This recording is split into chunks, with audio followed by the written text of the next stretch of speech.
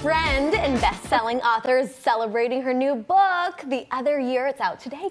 That's right. Please welcome back Rea Frey. Rea, I'm so sorry I got your name wrong. No, I get it right. This is my curse. It is totally fine. Well, I'm excited that you're going to be hosting a book launch here soon of The Other Year. Tell us about it. Yes. So The Other Year is a little bit of a departure from my previous book. So this is about single mother Kate Baker. We follow her for 1 year of her life. She's navigating parenthood. She's raising a 9-year-old daughter, Olivia.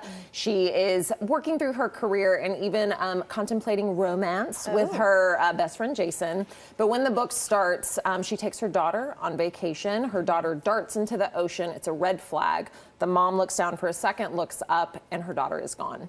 So the book actually splits into 2 dual timelines. I don't know if anybody's ever seen the movie Sliding Doors, where there's 2 stories in one. But in one timeline, in 1 year, her daughter pops right back up to the surface of the ocean.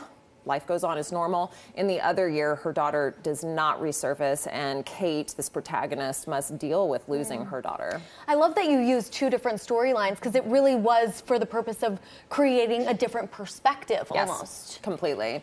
And I mean, that's the thing, as a parent to a 9-year-old, which is what sparked this whole idea, I think it's so easy to take parenthood for granted and take our children for granted and just go kind of through the daily grind.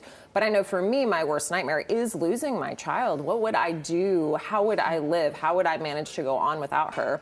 And yet mothers lose their children every day. And I wanted to explore grief because I think it often leads to transformation and leads to really positive change too. That's so true. Yes. Talk to us about why you set this in 2 different places as well. 2 different storylines, 2 different places. Yeah, there's a few different places. So I set the book mainly in Nashville because I live here. I think it's really, really fun to explore. But I also do set it in Blue Mountain Beach, which is in Florida. I take my daughter there every year, and I'm very familiar with that place. But there is a 3rd location that pops up in this book called Serenbe, Georgia. If you haven't been, everybody should check it out. It feels like you're on a movie set. It's this little sustainable agri-hood. So everything exists within this little bubble. And I mean, you walk down the street and there's like butterflies just like floating in your hair. And it's my husband, my daughter, and I, we're going to sell everything that we own and go be farmers for this farm internship. That's amazing. So I kind of weave that into the book. So cool. Okay, so this is your 11th book. Yes. Very good. Yes. But you're also, she's a book doula. So if anyone has ever heard of that, she helps others give birth to their books. Any advice for other people out there wanting to write their own story? 100%. So 80% of all people want to write books, but no one really understands what to do next. Yeah. So I know everything about writing a story, but I never learned about the business. So really understanding the business, understanding how to pitch, how to get published, how to make money, how to read a contract, all of those things are super, super important.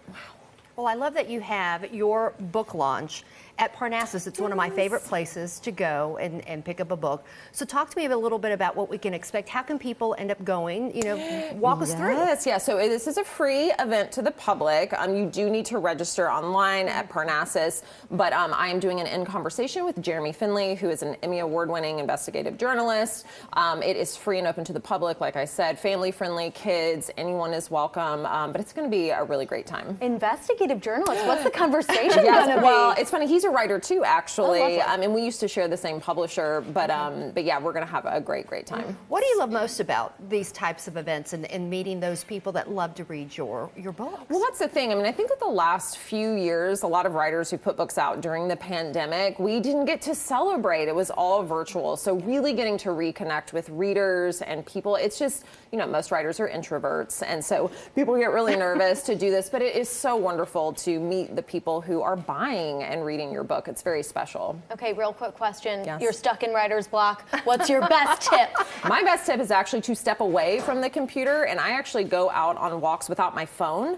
Processing is actually the best way to get over writer's block, and giving yourself space to come up with new ideas. Very processing everything but the book. Everything Very but good. the book. Yes. Congratulations. Yes, congrats. Thank you so much. Well, you can meet Rea Frey at her Parnassus book launch party this Thursday at 6:30.